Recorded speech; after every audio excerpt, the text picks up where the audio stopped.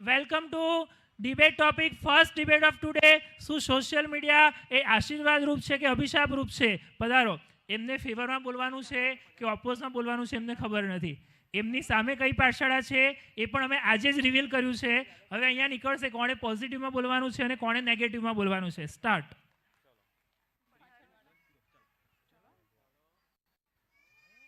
નામ બદલાતા જાય છે, જેને જે પણ ટોપિક આવશે એ રીતે બોલવાનું રહેશે.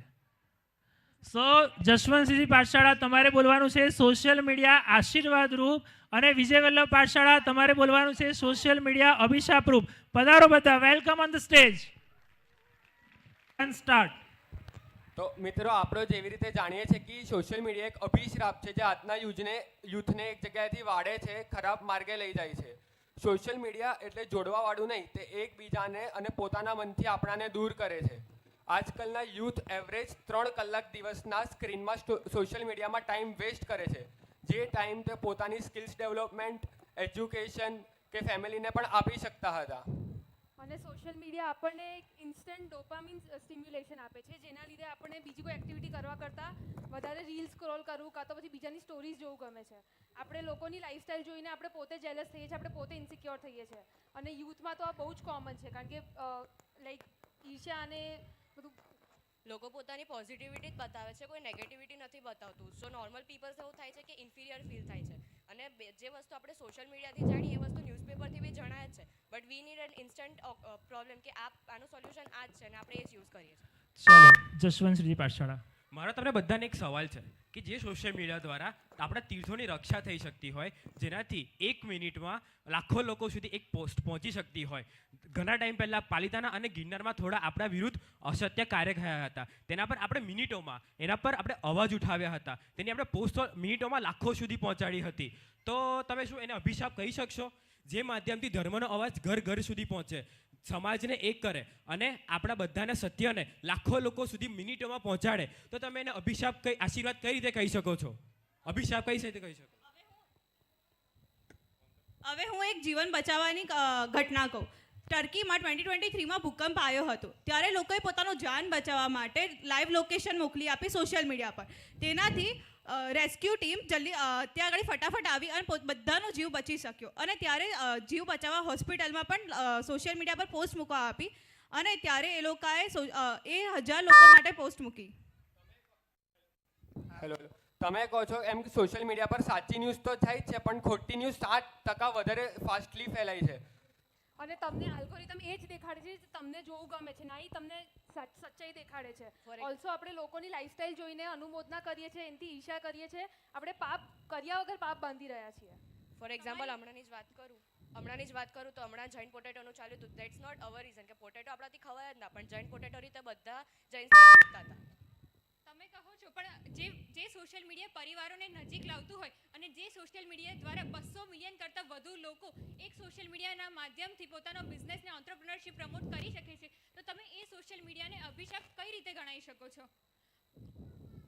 અને એટલે જ કહેવાય છે કે સંબંધ અને જે સોશિયલ મીડિયાના માધ્યમથી બિઝનેસ થાય છે, તો આપણે એને અભિશાપ કહી જ ના શકીએ. આપણે ભલે એના ઘણા બધા બેનિફિટ વિશે વાત કરીએ, પણ એકચ્યુઅલ રિયાલિટી તો એ છે કે 90% ઓફ ધ ટાઈમ આપણે એને ખોટા પર્પઝ માટે યુઝ કરીએ છીએ. જો મનને જીતવું બહુ સહેલું નથી.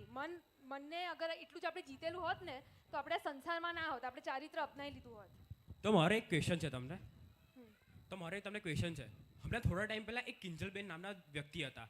એમને સોશિયલ મીડિયાને યુઝ કરતાં એમનું મન પરિવર્તન થઈ ગયું અને એમને થોડા ટાઈમમાં સોશિયલ મીડિયા પર થોડી રીલ્સ શીખીને દીક્ષા ગ્રહણ કરી લીધી. તો શું તમે જે માધ્યમ દ્વારા લોકો દીક્ષા ગ્રહણ કરી શકે, તમે એને અભિશાપ કહેશો? પણ આ બહુ મિસલીડિંગ છે. ખાલી સોશિયલ મીડિયા જોઈને એને દીક્ષાનું મન થયું કે સાધુ સ્વાધીના એમાં સંપર્કમાં એને મન થયું. દેખો, સાધુ ભગવાન સુધી જે એને પહોંચાડ્યો, જે એનો માર્ગ હતો તે હતી સોશિયલ મીડિયા. સોશિયલ મીડિયા વગર બી આ માર્ગ અપનાવી શકીએ છીએ. આપણે થતા ચોમાસામાં જે થાય છે એમાં જઈ શકીએ છીએ. એનાથી બી આપણને પ્રેરિત થાય છે કે આપણે દીક્ષા લઈએ. Social media is not the only reason. And social media પર 99% ખરાબ ન્યૂઝ જ છે, 1% સારી ન્યૂઝ છે, જે મોસ્ટલી લોકો અવોઇડ જ કરે છે. 99% લોકો ટ્રેપ થાય છે. તો એ અભિશ્રાપ જ થયું. 1% માટે સારું છે, બટ 99% એમાં ટ્રેપ જ થાય છે. અને લોકોને એવું લાગે છે કે સોશિયલ મીડિયા ફ્રી છે, but not. It uses our data as a product. મેં તમને એક સવાલ પૂછવા માંગુ છું કે શું તમે એવું માનો છો કે આજના યુટ્યુબ ને સોશિયલ મીડિયાના જમાનામાં સોશિયલ મીડિયા એટલું સારું માધ્યમ બની ગયું છે જેનાથી હજારો લાખો યુવાનો આજની યુથ ને ટીનેજર જનરેશન જ્ઞાન મેળવી શકે છે, જ્ઞાન પ્રાપ્ત કરી શકે છે. આજે યુટ્યુબના માધ્યમથી કોમ્પિટિટિવ એક્ઝામ જેમ કે JEE, નીટ, GPSC, UPSC વગેરેનું મોસ્ટ પ્રોબેબલી જ્ઞાન આજે યુટ્યુબ પરથી લોકો ગ્રહણ કરે છે અને તેથી જ કહેવાય છે કે જ્ઞાન સૌથી મોટો ભંડાર છે અને ધન છે. તેના વિશે તમે શું કહેશો? સોશિયલ મીડિયાથી એ જ ટેલિગ્રામ વાયા નીટનું પેપર લીક થયું અને એ આજે રીનીટ છે એની. તમારી વાત સાચી છે, પણ કુંતુનાથ ભગવાનના એક સંવાદમાં સમજાવ્યું છે કે આપણે આપણા મનને કંટ્રોલ નથી કરી શકતા અને એ રીતે જ આપણું મન તો બરાબર છે. ડોપામાઇન તમારી કરીને વાત એમ બરાબર જ છે. કહેવા But માંગે છે. સોશિયલ મીડિયા એક ચિંગારી જેવું છે. ચિંગારી તમારે સ્ટાર્ટ કરવી તમારા ઉપર છે, એના પછી તમારે એનો યુઝ કેવી રીતે કરો એ તમારા ઉપર છે.